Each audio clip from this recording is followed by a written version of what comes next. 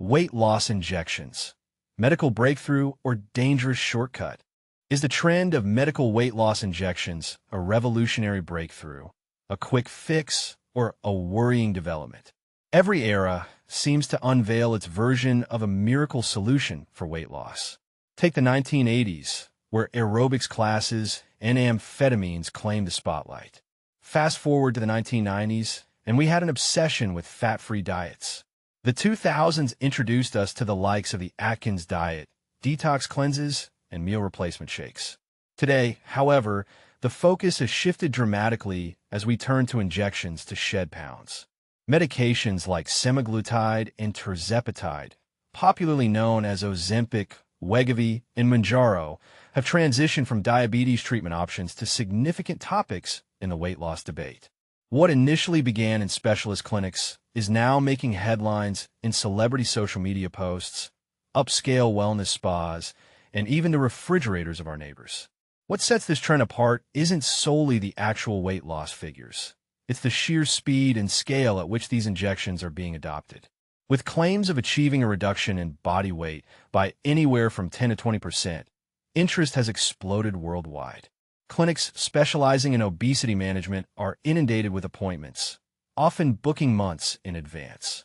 Some individuals have even turned to black market sources to secure these injections. In light of this surge in popularity, a pressing question arises. Are these injectable medications revolutionary tools in the fight against obesity, or simply the newest fad that could ultimately cause more harm than good?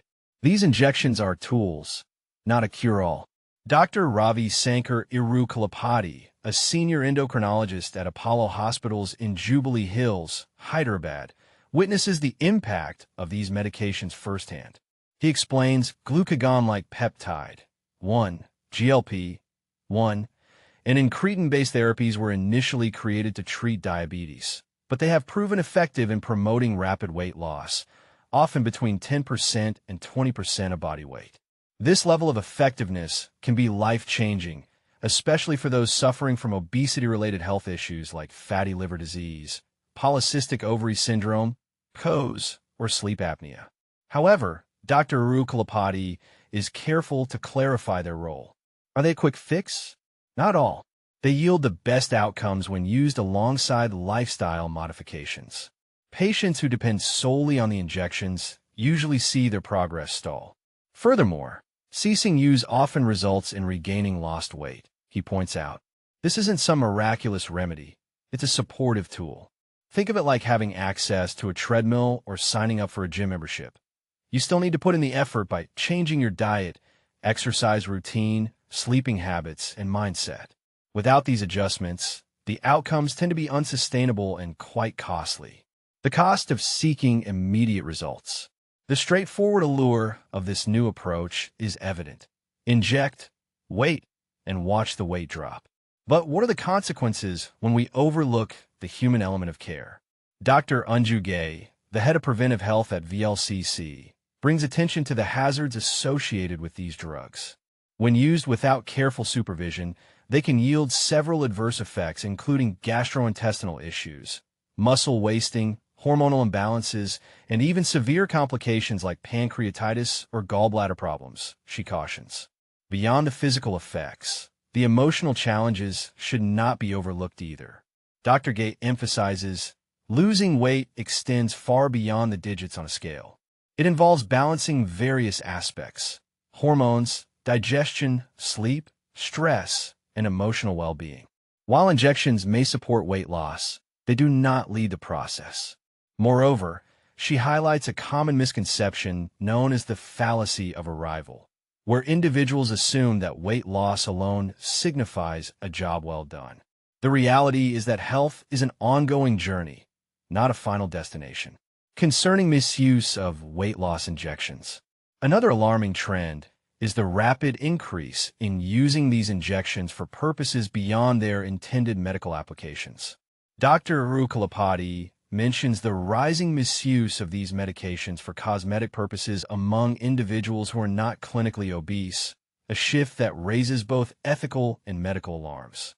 He reminds us, medicine doesn't conform to a one-size-fits-all model.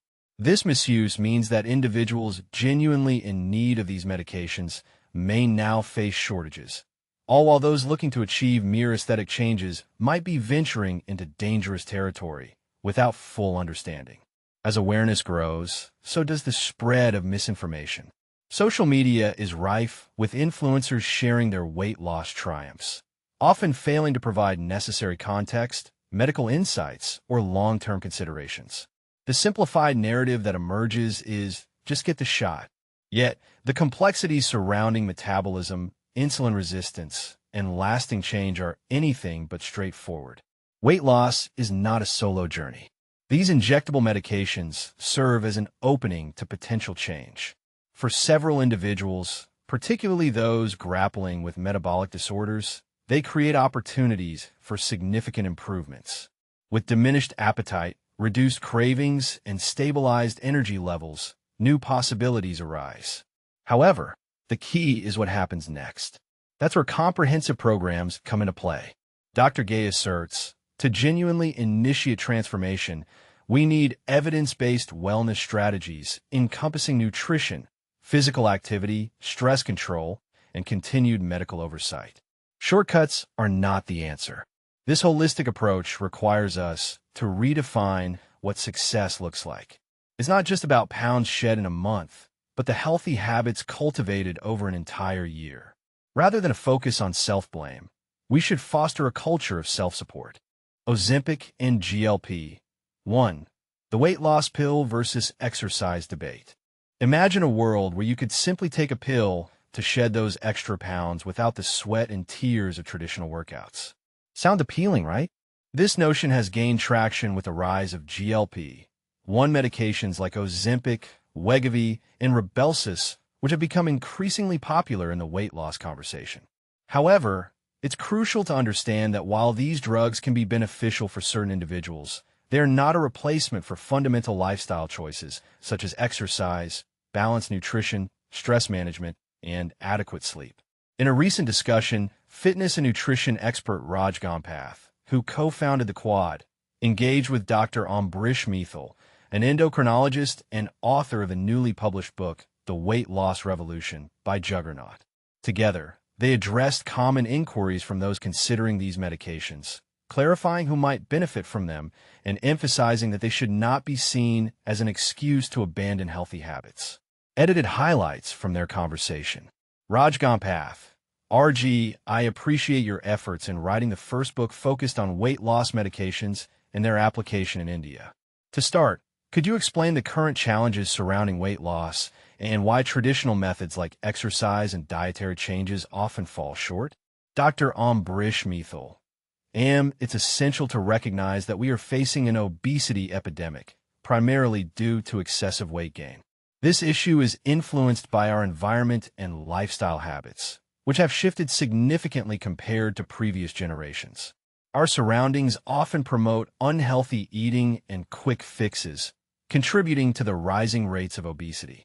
Moreover, the conventional view has been that obesity results from overeating and lack of exercise.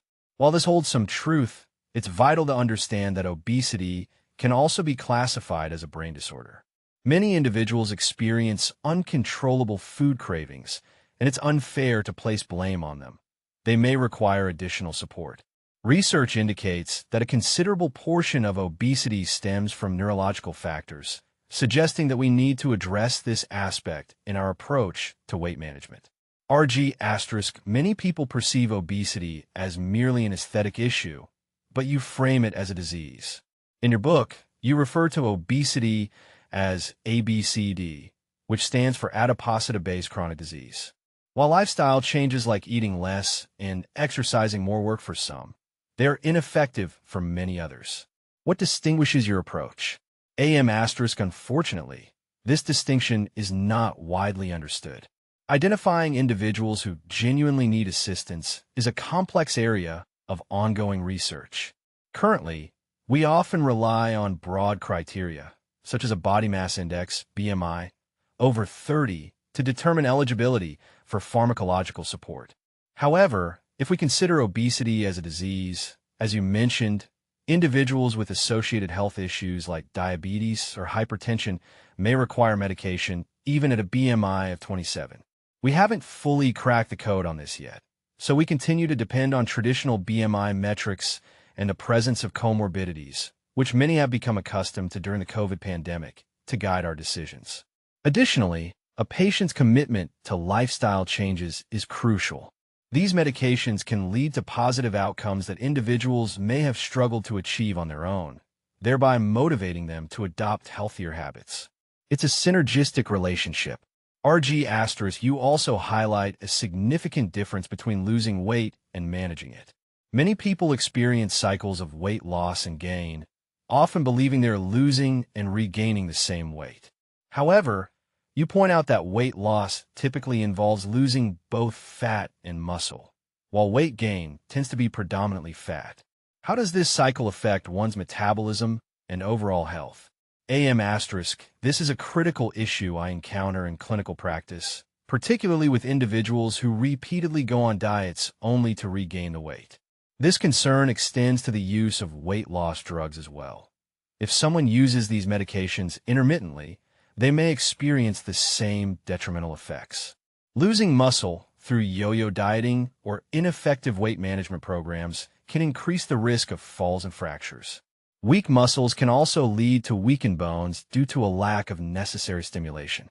Moreover, muscle mass plays a vital role in insulin and glucose metabolism. Losing muscle is akin to gaining fat in terms of metabolic impact. Skeletal muscles are crucial for regulating insulin, and a decrease in muscle mass can lead to increased insulin resistance, heightening the risk of metabolic complications such as diabetes and fatty liver disease. Thus, it's not solely about weight or fat. It's also about the loss of muscle that accompanies crash diets. RG* research indicates that fewer than 10% of individuals can maintain their weight loss for more than a couple of years. How do GLP-1 medications contribute to long-term weight management? I'm glad you brought this up, as it's a significant challenge we face amidst the noise from social media.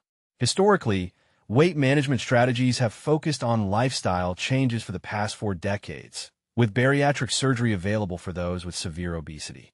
However, there was a substantial gap in effective solutions for those in between. GLP-1 drugs have emerged to fill this gap, providing a bridge between lifestyle modifications and surgical interventions. These medications can facilitate a weight loss of 10% to 22% of one's baseline weight, revolutionizing the approach to weight management. This is just the beginning of the GLP-1 phenomenon, and we can expect exciting developments in the future. GLP-1 drugs are becoming increasingly well-known. Can you explain what these medications are and how they function? GLP-1, or glucagon-like peptide 1, is a hormone produced in the gut. When we consume food, GLP-1 is released, triggering several actions. Primarily, it stimulates insulin secretion from the pancreas to aid in food metabolism while simultaneously suppressing glucagon, the hormone that counteracts insulin. Additionally, GLP-1 slows gastric emptying and movement within the stomach. Most importantly, it travels to the brain, signaling feelings of fullness and controlling appetite. GLP-1 drugs mimic this hormone by binding to the same receptors, with molecular modifications enhancing their effectiveness. The first GLP-1 medication was introduced in 2005, and over the past 2 decades, we have gained significant insights into its mechanisms. By 2015 to 2016, researchers discovered how GLP-1 influences appetite and satiety, leading to groundbreaking results. For the first time, we had a medication capable of inducing a 15% weight loss, a remarkable achievement compared to earlier drugs that only achieved 4 to 5% weight loss. It seems like a straightforward solution with no drawbacks, but there are side effects to consider. Were they? Every medication comes with potential side effects. Common short-term effects of GLP-1 drugs include gastrointestinal issues, particularly nausea, which is the most frequently reported side effect. Some individuals may also experience constipation, diarrhea, or abdominal bloating due to slowed gastric movement. Fortunately, these side effects can often be managed with standard medications and typically resolve within a few weeks. Some users report feeling fatigued or experiencing a shift in their relationship with food, stating they no longer find enjoyment in eating. More serious side effects, though rare, include a potential link to pancreatitis, which remains under investigation. Concerns about thyroid cancer have also been raised, but this type of cancer is extremely rare, and current evidence does not support an increased risk in humans. If there's no family history of thyroid cancer, individuals can generally feel at ease. Lastly, muscle loss is a significant consideration. However, it's important to note that this is not a direct side effect of the drug, but rather a consequence of weight loss itself. Approximately 20% of the weight lost may be muscle. There are also rare and proven reports of eye-related issues that are currently being researched. RG** in your book, you mentioned that some individuals microdose on these medications. How does that work? The microdosing trend originated in the U.S. during a shortage of these drugs, leading some individuals to self-adjust their doses. While microdosing may not be harmful if done thoughtfully, I'm uncertain about its benefits. Some clinics in the West offer this practice, but I wouldn't recommend it at this time. RG**, there are also positive side effects associated with these medications, correct? Absolutely. This area of research is incredibly exciting. Drugs initially developed for diabetes have demonstrated significant microdosing weight loss drugs, the trend taking over the UK. In a surprising turn of events, the practice of microdosing weight loss injections is making waves, transitioning from the United States to the United Kingdom. This trend, initially sparked by health influencers on social media, involves administering a fraction of the recommended dose of GLP-1 medications like Ozempic, Mounjaro, or Wegovy, with the aim of gently suppressing appetite to facilitate weight loss. But here's where it gets controversial. The use of these drugs in this manner is considered off-label, meaning it's not approved by the drug's license, and there's limited scientific evidence to back its efficacy and safety. Despite the lack of official endorsement, the allure of microdosing has captivated individuals seeking to shed a few pounds, particularly those who don't fall into the categories of obesity, overweight, or diabetes, the primary targets of these medications. The movement gained momentum in the U.S., where the cost of these drugs is significantly higher, and now it's catching on in the UK. Healand Clinic in Leicester, one of the pioneers in this field, has been offering microdosing treatments for about a year, with a starting dose that's a mere fifth of the standard amount. Dr. Omar Babur, a key figure in the clinic's promotional video, explains that microdosing benefits perimenopausal women experiencing weight gain, fatigue, and brain fog due to hormonal changes. The clinic also caters to men in their 30s and older, up to 70 years of age. The idea behind microdosing, according to Babur, is not to suppress appetite to the point of deprivation, but to offer a gentler suppression of cravings. Many clients use it to control alcohol consumption as well. The typical weight loss observed is between 5 kilograms and 10 kilograms, with most clients maintaining a regular exercise routine and holding high-functioning jobs, seeking a bit more control over their health. The Clinic in central London and pharmacies in Hertfordshire and Kent also offer microdosing as a method for gradual weight loss.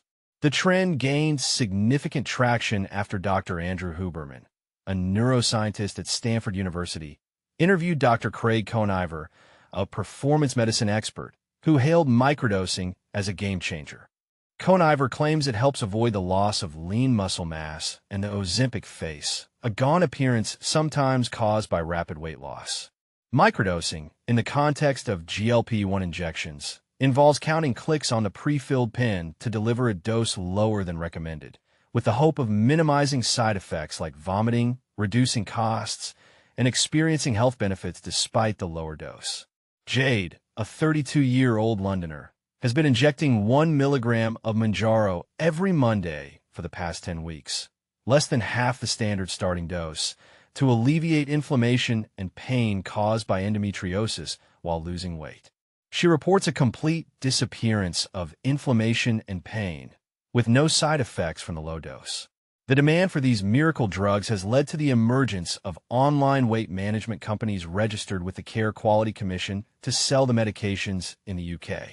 Companies like Voy, Manual, Juniper, Newman, and Checkup are part of this trend. However, online pharmacies are no longer allowed to advertise weight loss injections, following a crackdown by the advertising watchdog on the Wild West culture of online selling. The use of these drugs has surged in recent months, with an estimated 1.25 million to 1.5 million people taking GLP-1s in the UK, the majority of whom purchase them privately due to NHS restrictions. James Hunt, Deputy Chief Executive of Checkup, describes this as a revolution, with people opting to self-medicate rather than rely on the NHS. Wegovy and Mounjaro are available through private prescription at major pharmacy chains and online pharmacies in the UK, with prices ranging from £129 to £249 for Mounjaro and £119 to £299 for Wegovy, depending on the dosage. To be eligible, individuals must have a BMI of 30 or over, or 27 to 29 with at least one weight-related health issue. They must complete an online form and, under new rules, have an in-person or video consultation or provide supporting information from their GP or medical records. These drugs work by mimicking the gut hormone GLP-1, which regulates blood sugar levels and appetite. Research suggests benefits beyond weight loss, including reduced risk of 42 diseases.